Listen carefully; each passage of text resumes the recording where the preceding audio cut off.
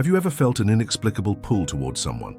That moment when your eyes meet and something deeper than words passes between you. Carl Jung would say you're experiencing the dance of the unconscious mind, the subtle ways we recognize parts of ourselves in others.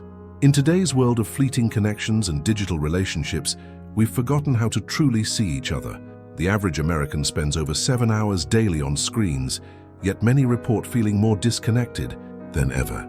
What Jung discovered decades ago remains profoundly relevant. Meaningful connection comes from psychological recognition. When we speak of creating desire in another person, most resources focus on external techniques: what to say, how to dress, when to call. But Jung's revolutionary insight was that true attraction operates at a deeper level. It's about activating recognition in the other person's psyche, touching not their body, but their soul. The concept Jung called projection explains why certain people affect us so deeply. We unconsciously project our inner world onto others.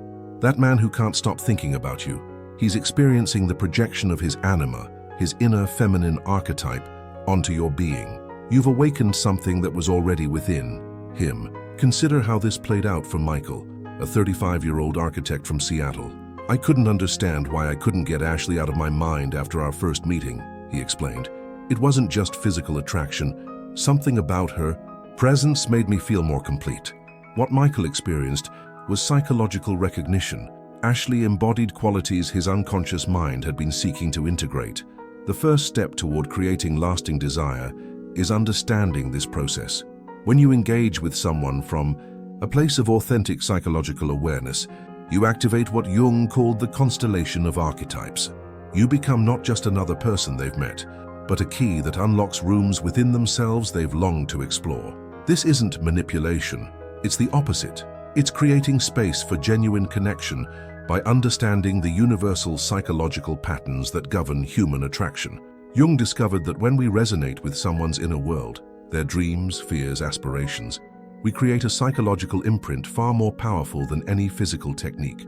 Next time you interact with someone you're drawn to, pause and consider, what parts of themselves might they be discovering through their connection with you?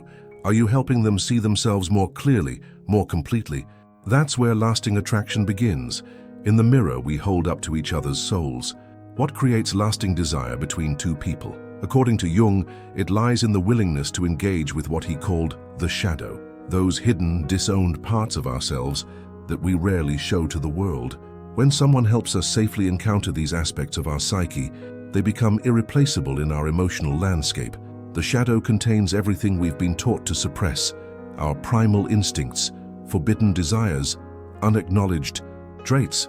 In American culture, where success and positivity are highly valued, we often push our vulnerabilities and darker emotions into the unconscious realm.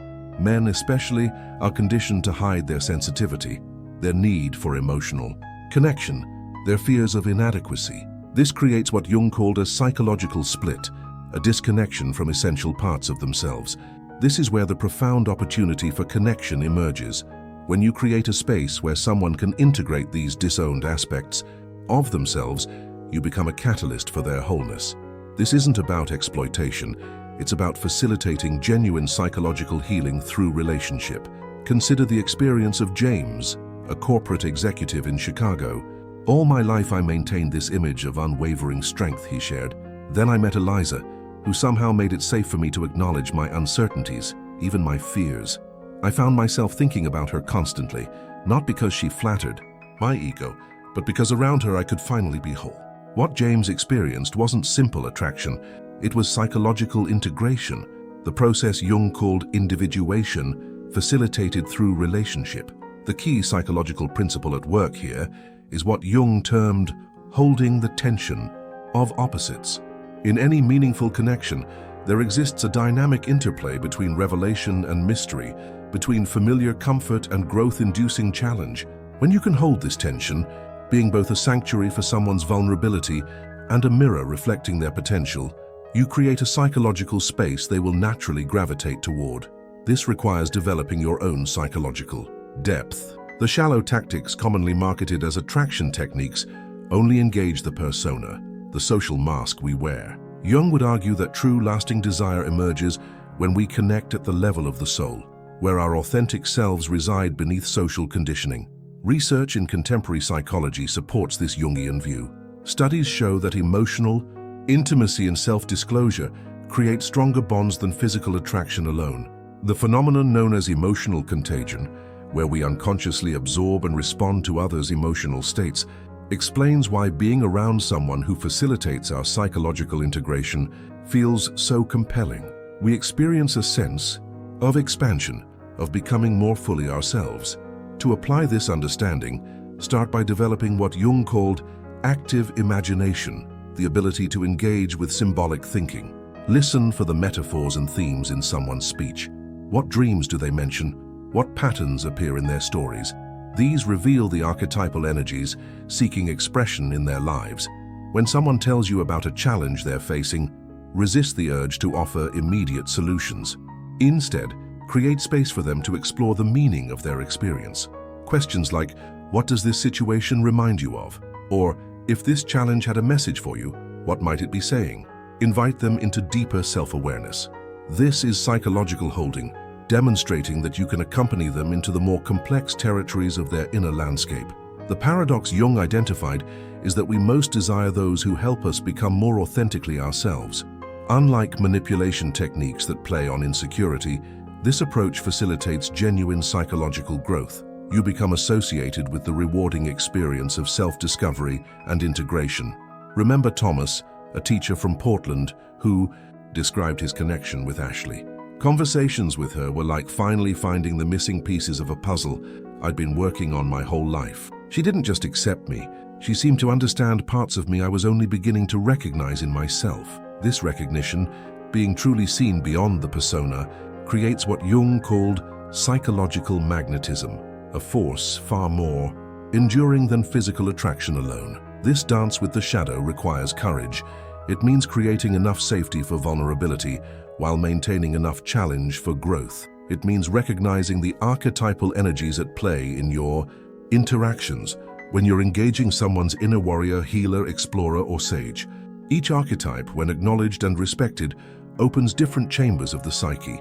When you understand these deeper psychological currents, connection becomes less about techniques and more about presence, your ability to witness another's, becoming without judgment or agenda. This is the art of psychological attunement that Jung believed was at the heart of our most meaningful human bonds. In the final stage of our exploration, we enter what Jung called the realm of alchemical transformation, the mysterious process through which relationship becomes a container for profound psychological change. The medieval alchemists whom Jung studied extensively weren't merely trying to turn lead into gold. They were developing a symbolic language for the transformation of consciousness. Their work provides us with powerful metaphors for understanding the deepest levels of human connection. Jung discovered that lasting attraction operates according to alchemical principles. Just as the alchemists created a sealed vessel, the alembic, where transformation could occur, certain relationships create a psychological space where both people can undergo profound evolution. This is far beyond the superficial dynamics of dating advice. It's about creating what Jung called a temenos, a sacred container for the soul's unfolding. The alchemical relationship follows specific stages that Jung mapped in his studies of ancient texts. The first, nigredo, blackening, involves confronting the shadow material that emerges when two psyches intertwine. This explains why initial attraction often gives way to conflict, not because the connection is failing, but because deeper layers of the unconscious are rising to be integrated. Americans, with our cultural emphasis on happiness and conflict avoidance, often abandon relationships during this crucial nigredo phase, missing the transformation it offers. David, a software developer from Austin, described this experience. 6 months into our relationship, Rebecca and I started triggering each other's deepest insecurities. I almost walked away, but something told me these tensions were showing us exactly what we both needed to heal. David intuitively recognized what Jung formalized, that psychological friction in relationship often reveals precisely the growth edges each person needs to address. The second alchemical stage, albedo, whitening, emerges when we begin to see the projections we've cast onto the other person. This is when we recognize that what magnetizes us to someone is often our own disowned potential being reflected back. For men especially, coming to terms with their anima, their inner feminine, creates a profound shift in how they relate. When a man develops a conscious relationship with this internal feminine energy, he no longer compulsively seeks its embodiment in external relationships, but can engage from a place of greater wholeness. Research from the Gottman Institute supports this Jungian perspective, showing that relationships thrive not when partners are similar, but when they're willing to be influenced by each other's different perspectives. This psychological flexibility, the ability to incorporate the other's viewpoint into your own understanding, creates what Jung called psychological cross-pollination, a mutual enrichment of consciousness. The third alchemical stage, citrinitas, yellowing, manifests as a growing sense of meaning and purpose that emerges through the relationship. When two people engage consciously with the psychological material arising between them, they create what Jung called a third thing, a shared mythic journey that gives their connection purpose beyond mere companionship or physical attraction. This explains why relationships with depth become increasingly compelling over time, rather than fading like those based on surface attraction. Consider the experience of Elizabeth, a physician from Minnesota.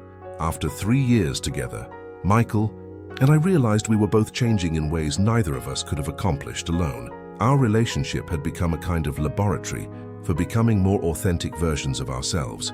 This mutual evolution creates a psychological bond that Jung observed was markedly different from dependency or attachment. It's a recognition of the other as an essential catalyst for your own becoming. The final alchemical stage, rubido, reddening, represents the full embodiment of psychological integration. Here, attraction transforms into something Jung called conscious love, a recognition of both the human and archetypal dimensions of your partner. You see them simultaneously as the fallible person before you and as a carrier of numinous, psychological energies. This dual vision creates a depth of connection that continues to deepen over decades. Jung's framework helps explain why certain relationships maintain their magnetic quality long-term, while others quickly fade. When someone consistently engages with you at the level of soul rather than just persona, when they hold space for your continued evolution rather than fixing you into a static identity, they activate what Jung called the transcendent function, the psyche's innate drive toward wholeness. To facilitate this alchemical process, Jung emphasized the importance of developing symbolic consciousness. This means learning to recognize the archetypal patterns at play in your interactions. Is this conversation activating the teacher and student archetypes, the healer and wounded, the hero and guide? Each archetypal pairing creates different energetic possibilities and challenges. Mark, a literature professor from Virginia, noted, "Understanding these archetypal dynamics completely transformed my relationship with Sophia. I realized certain conflicts weren't personal at all. They were archetypal, energy-seeking expression through our individual psychologies." This perspective shift, from personal grievance to archetypal understanding, is precisely what Jung advocated for deepening relationship. The modern dating landscape, with its emphasis on algorithms and compatibility, largely ignores this deeper psychological terrain. Jung would argue that true compatibility isn't about matching preferences, but about complementary psychological development, each person holding pieces of what the other needs for wholeness. This explains why unlikely pairings sometimes demonstrate remarkable longevity, while seemingly perfect matches quickly dissolve. For those seeking to create lasting desire, Jung's work suggests focusing on developing specific psychological capacities. The ability to hold space for someone's contradictions without trying to resolve them, comfort with the symbolic dimension of experience, willingness to engage with emotional complexity rather than seeking simple resolution. And perhaps most importantly, ongoing commitment to your own individuation process. Jung observed that the most magnetically attractive quality in a person isn't physical attributes or social status, but psychological authenticity, the sense that someone is genuinely engaged with their own becoming. This quality creates what he called psychological eros, a life energy that naturally draws others toward its vibrancy. The practical application involves creating what Jung called active imagination spaces in your relationships, moments where you explore the symbolic meaning of your experiences together. Questions like, what character in mythology does this situation remind you of? Or, if this challenge between us were trying to teach us something, what might it be? invite a depth of reflection that most relationships never approach. Research in interpersonal neurobiology confirms Jung's intuition that this kind of shared meaning-making activates neural integration patterns associated with secure attachment and psychological well-being. When two people engage in what researcher Dan Siegel calls collaborative dialogue about their inner experiences, they create neural resonance patterns that strengthen their connection at both biological and psychological levels. The most powerful form of desire, according to Jung's framework, emerges when someone recognizes and engages with your unlived potential, the aspects of yourself trying to emerge into consciousness. This creates what Jungian analyst James Hollis calls the alchemy of attraction, a magnetic pull towards someone who facilitates your becoming. Thomas, a musician from Seattle, described this experience. "It wasn't that Anna simply accepted me as I was. She somehow recognized who I was becoming before I fully saw it myself. Being around her felt like standing before an open door to my own future." This recognition of potential creates a psychological gravity that surface-level attraction techniques can never achieve. For those seeking enduring connection, Jung's insights suggest several practical approaches. First, develop your capacity for symbolic thinking. Learn to see the archetypal patterns in everyday experiences. Second, cultivate genuine curiosity about your own psychological material, especially the shadow aspects you typically avoid. Third, practice what Jung called active imagination. Dialogue with the different parts of your psyche to develop internal wholeness. The paradox Jung identified is that becoming more whole unto yourself actually increases your capacity for profound connection with others. When you're less driven by unconscious needs and projections, you can see others more clearly and engage with them more authentically. This creates relationships characterized by mutual growth rather than mutual dependency. Jung's perspective challenges the transactional approach to relationship common in contemporary dating advice. Rather than strategies to make someone want you, he offers a path to creating connections where both people experience the exhilaration of becoming more fully themselves through the relationship. This isn't manipulation. It's facilitation of the individuation process that Jung believed was the core purpose of human life. The ultimate attraction, in Jung's framework, isn't about creating craving or dependency, but about becoming what he called a vessel of transformation, someone whose presence catalyzes others' growth toward wholeness. This capacity develops naturally as you engage seriously with your own psychological development and learn to recognize the archetypal dimensions of experience. As Jung himself wrote, the meeting of two personalities is like the contact of two chemical substances. If there is any reaction, both are transformed. Understanding this transformative potential allows you to approach relationships not as conquests or achievements, but as sacred containers for the evolution of consciousness, your own and others. When you engage with others from this depth of understanding, you create connections that don't diminish with time, but continue to unfold in complexity and richness. This is the lasting desire Jung understood, not the fleeting intensity of initial attraction, but the enduring magnetism of shared psychological growth, the recognition of someone as an essential companion on your journey toward wholeness.